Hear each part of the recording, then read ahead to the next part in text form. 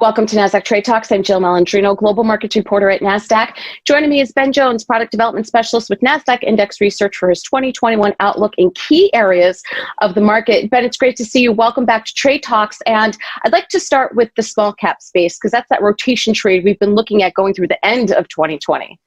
Yeah, it's a fascinating one. And it's one that I think a lot of investors and market participants have been monitoring, right? Because typically when you see these type of bull market runs, you typically see breadth, right? We see participation really across the board. That means, both small, mid, and large cap stocks are rising to the upside. Since really the beginning of the COVID-19 pandemic, and as the market worked off that March low, it was really the large cap space that led us through to these new highs. But what's interesting is that if we really look at the recent performance, small cap is back. Right. If you look at the chart on the right-hand side tracking 12-month performance, you can just see the gap, the margin of performance difference that we saw between large and small cap, favoring large cap for much of the year. But now small cap, which is the orange line, has actually caught up to large cap, which is interesting. So we're beginning to see small cap space being competitive. What's interesting, Jill, if you look at some of the research that's coming out, they're beginning to say that while we have seen small caps improve, they're still trading at good valuations. In a recent Bloomberg article, Bank of America Global Research said that small cap is still trading at a relative discount, the largest since 2001. So we do see competitiveness. We also see good valuations in small cap. It might be something to watch in 2021.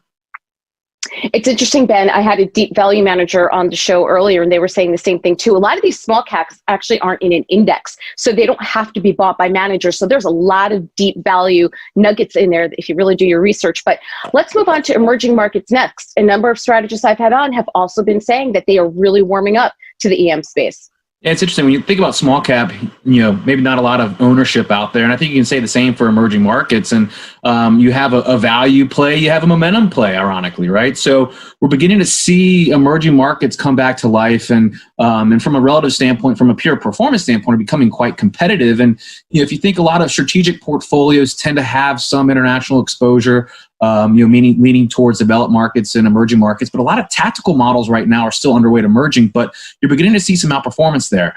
If you look at the headlines, right, you're beginning to see a lot of the international and, let's say the central banks or some of these emerging market economies are still, beginning to engage in their own versions of quantitative easing and looking at stimulus. So that could be a driver. But overall, just looking at the numbers, you can see in this chart just how competitive let's say a broad emerging market index has been, that's the Nasdaq Emerging Market Index, as well as a emerging markets momentum index has been against a basket of U.S. large and mid cap stocks, right? It's actually outperformed U.S. equities really since June. So we're beginning to see some acceleration there. You're beginning to see some momentum, and you shouldn't discount emerging markets next year just because it's kind of been an area that's been unloved since 2017.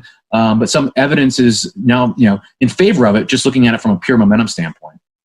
And let's wrap up with growth versus value. As you had mentioned earlier in the interview, that growth stocks really were the ones that led us out of the pandemic because they tend to be those newer economy, technology-focused stocks. When you look at growth versus value, what's your thoughts going into 2021? I understand it could be a trade, but longer term, seems like a lot of those growth names are here to stay. Yeah, they have been, right? Whatever era we're in, right? I think the COVID-19 era, a lot of those, work from home companies that benefited were traditional technology and growth stocks.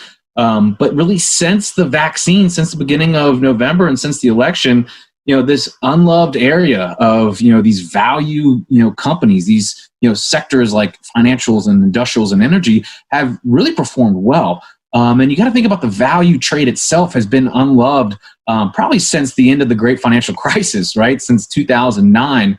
But we're beginning to see some signs of life from the value trade. Now, this does not mean that the growth trade is over by any means. It just means that, hey, there could be some opportunities here. And we've seen that since the end of the third quarter 2020. And that's the chart on the right-hand side where we've seen, let's say, this basket of, the Nasdaq US 500 large cap value index is up about 13% compared to only about 6% for this growth index. So we've seen some recent momentum in value, but again, not enough to take over growth just yet. So that's why I think we need to monitor this value trade, right? We haven't seen full-blown rotation just yet. You can just see the trend for growth over value still favors growth by a wide margin, right? If you just look at the relative performance for the past 12 months, you can just see that gap on that left-hand side looking at the growth of $100 for growth versus value. So I think the growth trade is still here, right?